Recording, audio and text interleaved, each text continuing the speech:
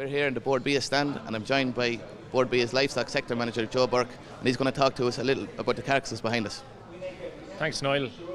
So, as you know, the background to this is that the Irish dairy herd has expanded significantly in the last few years.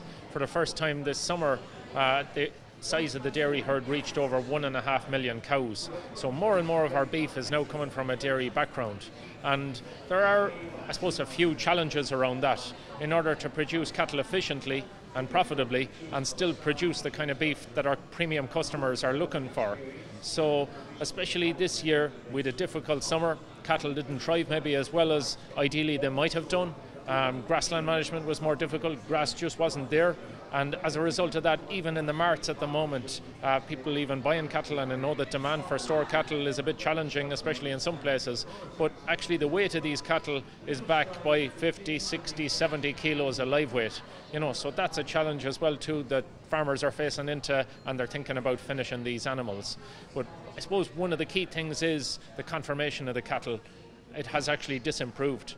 And this is not maybe looking at, certain people have maybe been talking about, the pedigree breeders, and is it to do with Eurostar indexes and things like that?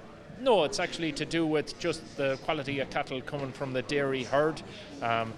It either comes obviously from a genetic perspective, which is down to the bulls which are being used by dairy farmers.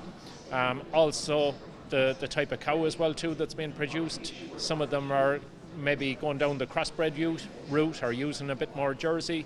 And as a result of a combination of those factors, we now have over 20% of our beef cross cattle out of the dairy herd that are not even reaching a conformation of an O equals.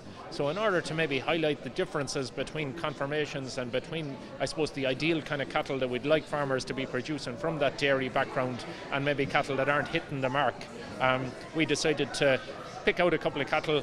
I come from a beef farm myself at home and grazing a few cattle, so it's something that I'm fairly conscious of when we go out to buy cattle, is that we try and buy cattle that will meet the requirements. And maybe an ideal example of that was a bullock that we bought in the springtime there. He was a nice young bullock and turned out to grow very quickly, put on weight rapidly and graded very well.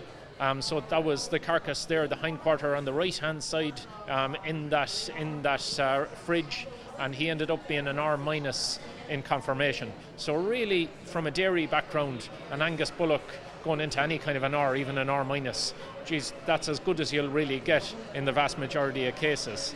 And even though he was only a yearling when he was bought, as I said, he grew very well, so he ended up being slaughtered there the other day. He was only 19 months of age, and he was a carcass weight of 315 kilos.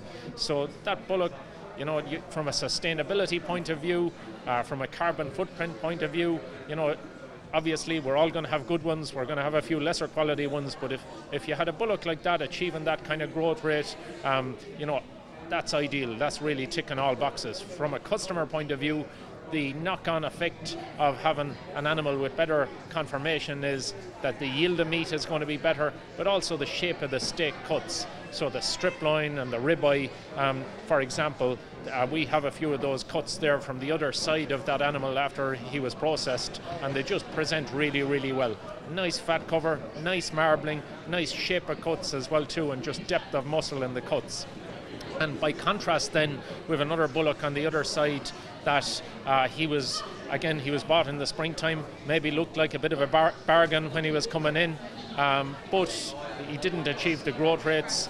He was around as well too for a good while, in that he was nearly 30 months of age when he was slaughtered, and obviously everyone wants to try and slaughter their animals under 30 months in order to try and meet the requirements and get the best possible market that you can for them.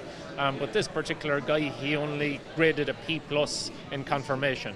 He was okay for fat cover. He had a fat score of 3, but as a result of that just plain conformation and just narrow meat cuts, he's not really going to meet the requirements in terms of his steak cuts. They're not really going to satisfy a supermarket customer or any kind of a nice food service customer that wants to offer a better quality product. And in his case, you can see even from the photo of the original bullock, he was probably an animal that had a bit of Jersey in his background. And the difficulty with that is it's just an awful lot more challenging in order to get that animal into a good conformation, a good shape when he's finished.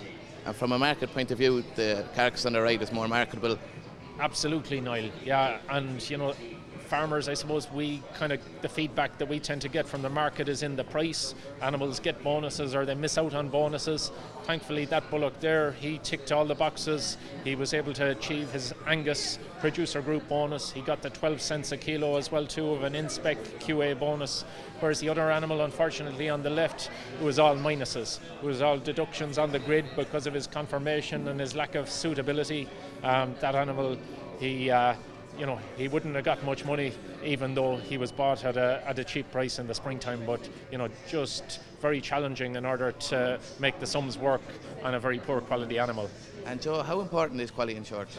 Yeah, that inspec quality bonus, I suppose, is the feedback that we get as farmers. We get 12 cents a kilo on cattle that qualify for that. And quality assurance is just one part of that requirement. But really, to supply any of these good quality customers that are there week in, week out, buying big volumes of beef, that are demanding in terms of their requirements, but in general they pay a higher price for the beef, and it's an absolute prerequisite that we have quality assurance in order to meet those customers. At farm level, Bord Bia now has over 50,000 beef farmers in the quality assurance scheme, and they account for more than 90% of the cattle that are killed in Irish meat plants. But yeah, it's an absolute prerequisite. Like, we've over 80 different supermarket customers around Europe buying Irish beef. Most of them demand quality assurance. With huge big customers as well too from manufacturing beef, McDonald's, Burger King, they demand quality assurance. So farmers that are maybe outside of the quality assurance scheme and still producing good quality cattle, they do themselves a big favour and a big service as well too to the industry if they signed up. It's not a big job of work, and they can come in here into the Bord Bia stand and fill out the form, and within the next couple of weeks then they'll receive an audit from Bord Bia. We'll tell them here as well too today everything that they need to do in terms of animal remedies recording, purchases, any of the paperwork really associated with it. It's not that complicated. Thank you very much, Joe. Thanks, Niall.